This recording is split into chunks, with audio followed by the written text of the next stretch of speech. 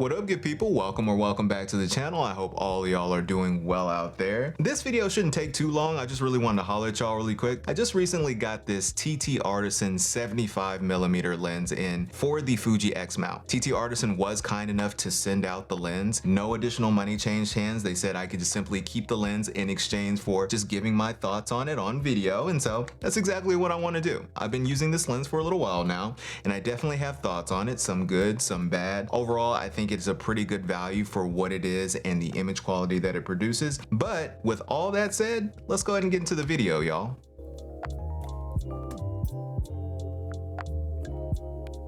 Now the 75mm f2 isn't really a brand new lens from TTArtisan. It has already been available for Sony E mount, Nikon Z mount, L mount, but it is new to Fujifilm X mount. And so even though this is not a truly new lens, it is still a pretty nice lens. Build quality wise, it does have an all metal body construction, though it is still pretty lightweight. I believe the spec sheet said it can range from 328 grams to 340 grams, depending on which version you get, across E mount, Z mount, X mount, so on and so forth. On the front, the filter thread size is 62mm, so that is fairly common, and so that's good. Over on the back, it does have the back lens cap with USB-C for firmware upgrades. Me personally, I wish they would have put the USB-C port directly on the lens, because for me, when I'm switching out lenses on my camera, the back cap from the lens I'm putting on my camera usually goes on the back of the lens that I'm taking off of my camera. And so when it comes time to upgrade, I'm usually scrambling looking for that back cap in order to do the upgrade. So much would have preferred the USB-C be directly on the lens.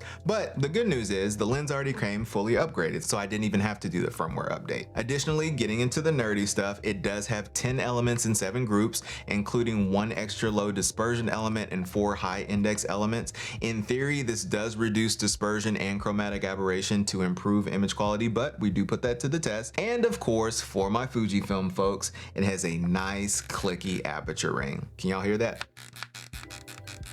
But what I love most about the profile of this lens is that even at its focal length of 75mm and low aperture of f2, it does maintain a really compact profile. If you've been following this channel for any amount of time, you already know that I do appreciate a nice compact setup for run and gun shooting, and so this lens is really nice for that. Looking at it next to other lenses in my lineup here, I have the Viltrox 23mm f1.4, Viltrox 33mm f1.4, the Viltrox 56mm f.4, and then we have this TTArtisan 75mm f2. And as you can see, they're all about the same size. And so it is a long focal range and a really nice compact setup in order to put on a smaller camera and really just do some quick, nimble shooting. This is how it looks on my Fuji X-M5. It doesn't really weigh the camera. It doesn't make the camera front heavy or anything, so it is pretty nice. And yeah, it feels like using any one of my Viltrox 1.4 lenses. Pairing this with something like the Fuji X-M5 is a really nice setup, but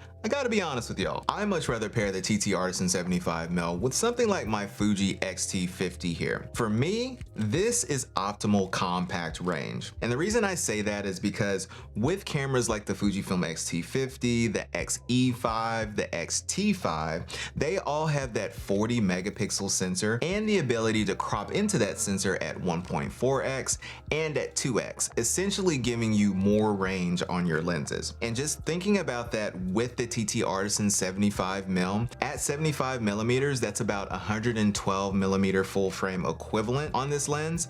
But then once you punch in at 1.4x, that gives you a 105mm lens, which ends up to be about 157.5 full frame equivalent. And then you go in at 2x and it now becomes a 150mm lens, which ends up being 225mm full frame equivalent. And so having that type of range in a compact setup, it's really nice, especially if you're gonna take it out for something like street photography. I took the setup to downtown San Diego, just testing one of my custom Fujifilm recipes for some street photography. And what I'll say about this lens is that I really like the image quality coming out of it. It doesn't really have a whole bunch of character. It's pretty straightforward lens, but just pairing that with the recipe that I was using and also the vibes of downtown San Diego, I think the image quality was pretty nice. I also like the performance of this lens. Autofocus worked perfectly fine. I was able to lock in on my subject fairly quickly, get a lot of shots in focus, focus, and I didn't really have a problem with the performance of this lens. But the thing I love the most about it is that because of the focal range, I was able to capture some really good authentic scenes from afar. I wasn't really getting noticed by anyone, I wasn't bothering anyone,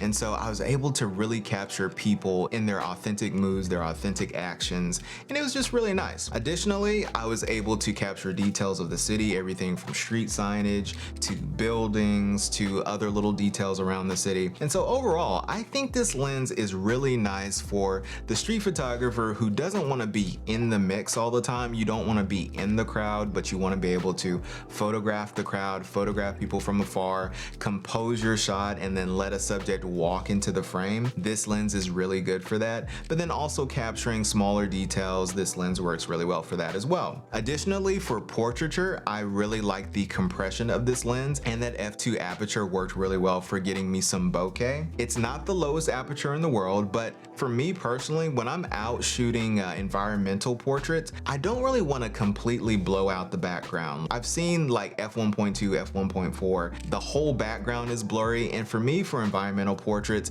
I want to capture some of the environment, but I do want to make sure that my subject pops out from that environment. And so I think the f2 aperture worked perfectly well for that. And so yeah, that was just my use case for this lens, but I can totally see this lens being used for something like landscape photography, maybe a little bit of nature photography, other use cases that you all may have out there. I think this focal length is pretty nice to have, especially pairing it with something like a Fuji X-T50 or a Fuji X-E5, X-T5 with that 40 megapixel sensor and that ability to crop in for that extra range. And to be honest with y'all, I didn't really shoot any video on this lens because for me, I don't really shoot video at that focal length. I think for me, the max focal length I'll shoot video at is 50 millimeters, and even that is on a zoom lens that I typically keep between 18 and 35 millimeters. And so I'm not really a long range video shooter. This lens, it might be a really good video lens, but for me personally, it is a photography lens only. But just thinking about it, with everything that I talked about with the 75mm f2, from its build quality to its features to its image quality and performance, and even pairing it with something like a Fujifilm X-T50 and X-E5 and X-T5, in order to get some really good range at a nice compact size and overall small setup, TTArtisan offering this at $200 is actually quite a good value. So if you're interested in picking this lens up, I will drop my affiliate links down below. I do earn a small commission from them, and it does help out the channel, but it is no additional cost to you should you choose to purchase from them. But I'm curious to hear your thoughts. What do you think of the 75mm focal length? Is it something that you would use? Is it something you wouldn't use?